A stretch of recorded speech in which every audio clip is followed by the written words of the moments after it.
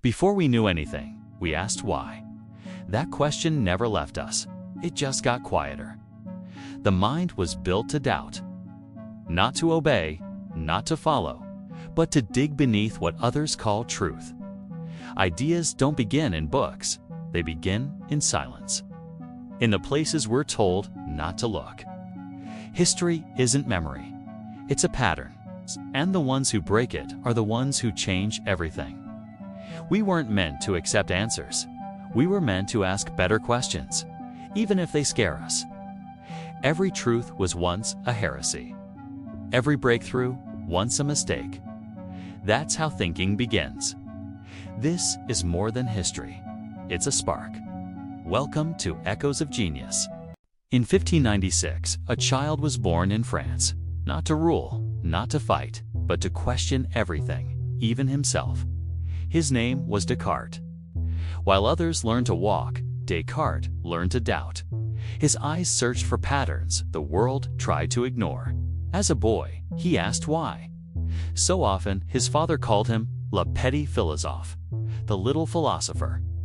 Raised among Jesuit scholars, Descartes was taught discipline and obedience. But what he remembered most were his questions. Even as a child, Descartes sensed something wrong with the answers adults gave. He didn't argue, he observed.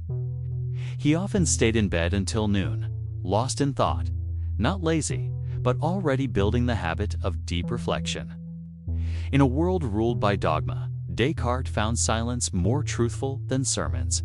He listened to his own mind instead. He read more than he spoke. And what he read, he tested. Not by belief, but by logic. Descartes did not want to follow knowledge. He wanted to rebuild it, piece by piece, from the ground up. Most boys his age dreamed of adventure. Descartes dreamed of certainty, a truth that could not be shaken by doubt. At 17, he left the school walls behind, but carried the weight of unanswered questions in his mind. While others debated theology, Descartes wandered alone, doubting even the foundations of his own beliefs. He began to see that every truth he had been taught could collapse under the pressure of a single honest doubt. He traveled through Europe, not searching for places, but for ways of thinking, untouched by tradition. In quiet inns and war camps, Descartes studied not the world, but how the world was understood. He once wrote, "I began to doubt everything I had accepted as true, and found nothing certain." This was not despair. It was freedom. The freedom to rebuild knowledge not on authority, but on clarity. He locked himself away for years, not to hide from life, but to examine it without noise. The world outside roared with war and politics. Inside, Descartes whispered to himself, "What can I know for sure?" From silence, a method began to form, a way of thinking built not on belief, but on reason alone. Descartes realized, if he could doubt everything, then doubt itself must be real. He asked, if all I see, feel, and hear can be false, is there anything left that I cannot doubt? And then, the idea appeared like lightning. If I am doubting, then I must exist to doubt. From this spark, he wrote the line that changed philosophy forever. Cogito, ergo sum. I think, therefore I am. It wasn't a slogan, it was a foundation. The first brick in a world rebuilt from pure thought. Where religion asked for faith, Descartes demanded clarity. Where tradition commanded silence, he replied with reason. He proposed a method: doubt everything, remove all assumptions, and build knowledge like geometry. One step at a time. For Descartes, truth had to survive fire. Doubt was that fire.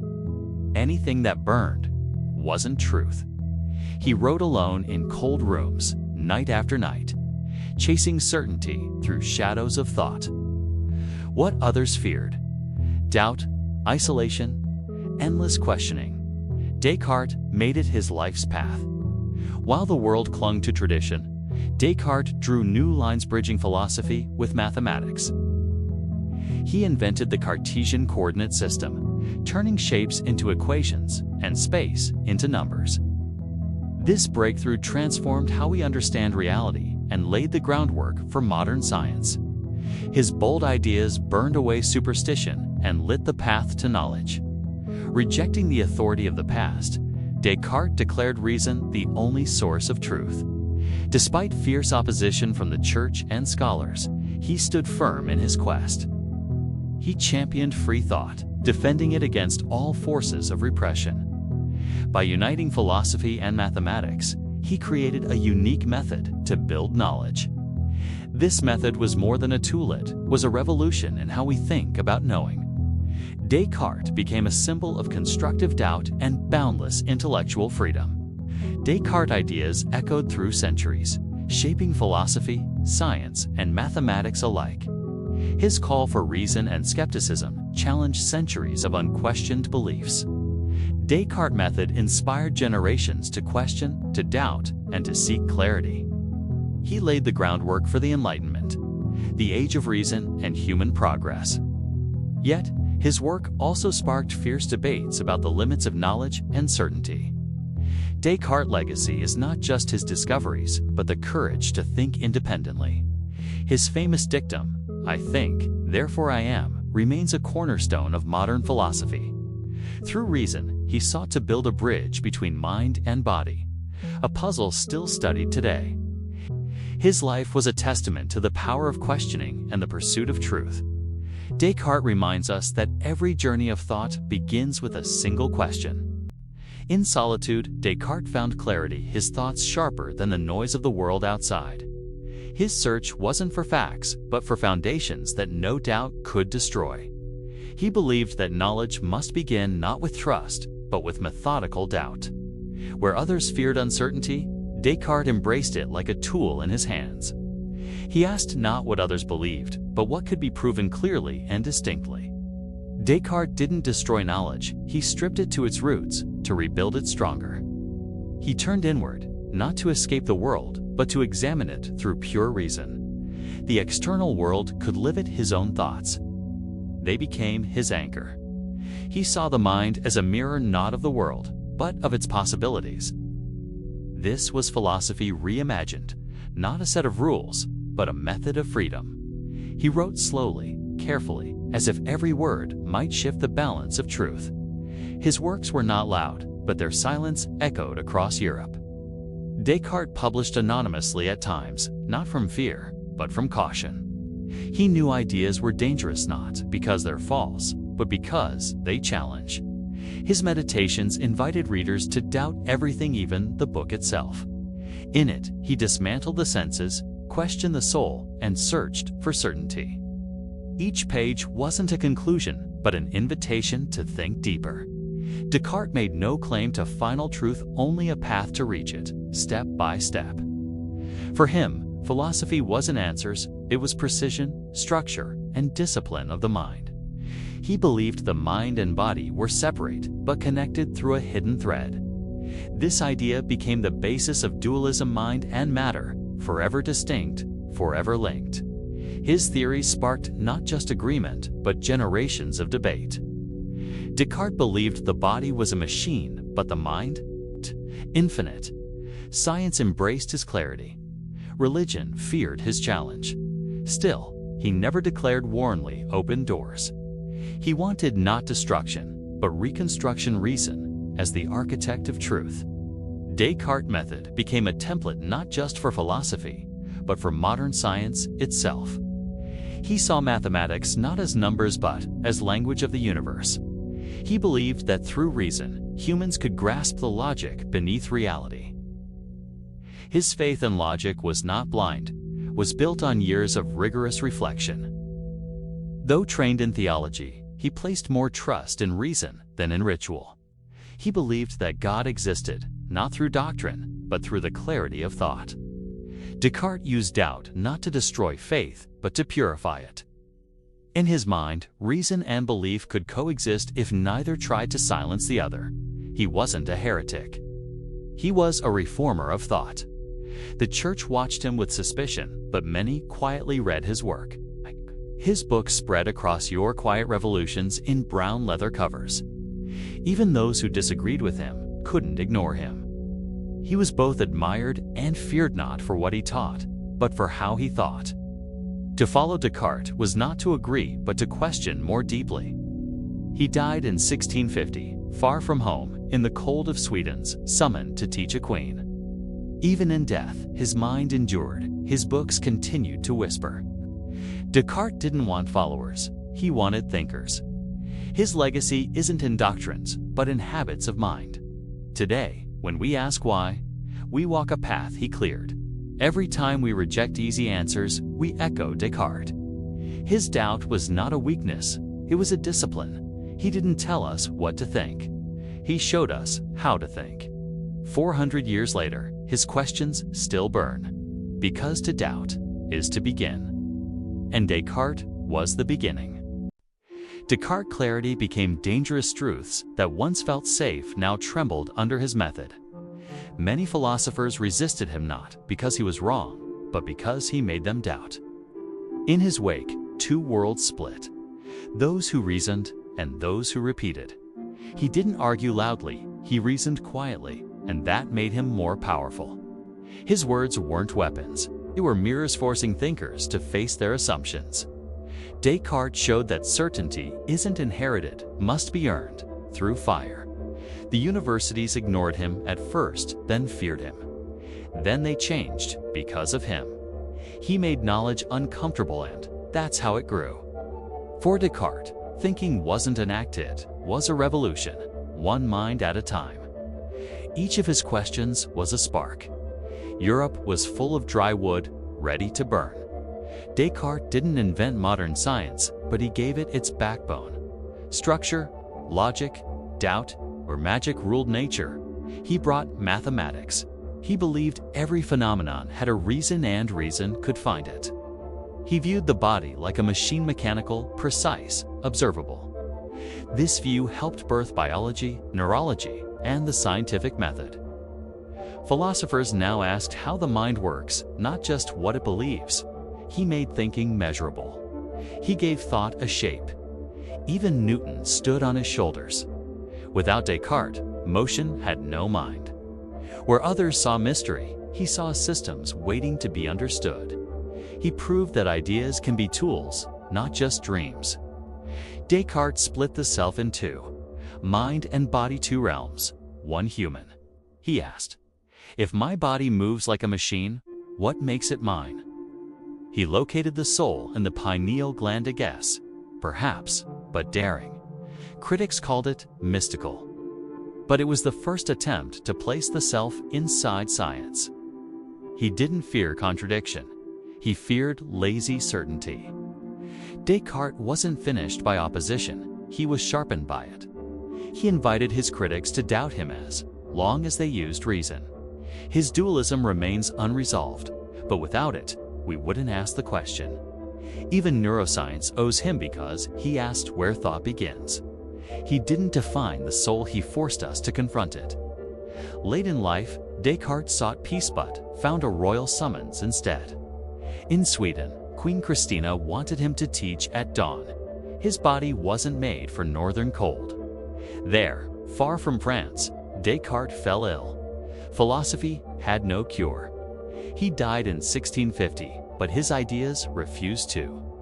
They smuggled his body home, but his mind was already everywhere. He left no school, no temple, just thoughts sharp, eternal, unfinished. His final writings showed no fear of death, only fear of falsehood. Descartes didn't want to live forever, only his questions did. He asked what it means to exist, and then he ceased to. Even in silence, Descartes spoke louder than most ever could. After Descartes, thinking changed. Doubt became noble. Inquiry became sacred. His method lives in every experiment, every hypothesis, every honest question. He made us uncomfortable and, through that, made us modern. His enemies tried to bury his influence. They failed. Each generation rediscovers Descartes not for his answers, but for his courage to ask. We still wonder, where do thoughts come from? He made that wonder a science. When a child questions everything we hear, echoes of Descartes. In classrooms, in labs, in lonely rooms, late at night, his method continues. He proved that knowledge is not given, it is built. And now, centuries later, his voice still whispers. Think deeper, doubt sharper, begin again. Descartes didn't just question the world, he questioned the self that questions. He proved that thought is not noise, but the evidence of being. In every pause between thoughts, Descartes looked for the structure of the soul. He didn't want to be remembered as a genius, but as a mind in motion. For him, silence wasn't absence. It was where reason begins. His faith in logic wasn't cold. It was the fire that lit his solitude. He wasn't trying to win debates, he was trying to wake up the human spirit. His writings ask more of us than to agree. They ask us to rebuild ourselves. In every sincere doubt, he saw a doorway to clarity. To Descartes, existence was not inherited, was discovered in thought. Imagine science without method, philosophy without structure. That's the world before Descartes. His influence is invisible like the grid lines beneath every map we read. We no longer question whether to think. We think because of him. In Descartes' mind, the universe wasn't chaos, was code waiting to be cracked. He made certainty humble and doubt majestic. Today's algorithms, logic trees, even machines, all echo his clarity. We navigate space with coordinates. He gave us those. We seek cause behind effect. He demanded we do. We debate reason and emotion because he dared to divide them. Without Descartes, the modern mind would still be half asleep. Philosophy was once abstract. He gave it tools, angles, axes. He didn't shout his truths. He whispered them into history. His influence lives not in fame, but in how we now frame questions. Descartes was not always right, but he was always honest. He didn't ask to be believed. He asked to be tested. To think like Descartes is not to copy, but to confront. Every rational argument today walks on the bridge he built. When we teach children to ask why, we teach them Descartes. He didn't give us answers. He gave us the courage to find them. And in doing so, he became not just a philosopher, but a foundation. His method survived centuries because it was never about him. It was about truth. Descartes lives in every blank page, every puzzled face, every relentless mind. He reminds us that reason isn't cold at staring. The legacy of Descartes is not certainty, it's movement. He asked questions no one dared to voice, then listened. Modernity owes him not its facts, but its framework. We don't fear doubt anymore. We use it just like he did. Each breakthrough in science, each ethical stand traces back to his method. He wrote in candlelight, but what he lit burns still. His gift wasn't knowledge, it was how to pursue it. Descartes is gone, but every question that begins with why carries his name. His work doesn't end in books, it begins in minds willing to think. You don't have to be a philosopher to follow his path, just curious. He proved that thought is a journey. We are always at its beginning. To doubt is not weakness. To doubt is to build. The world today is complex, but Descartes taught us. Begin with clarity. When the noise gets loud, remember his silence filled with method. We don't remember him because he existed. We remember him because he made us exist more consciously. This is not his story, it's yours. Every time you choose to think. So ask, doubt, begin again. Descartes would be proud.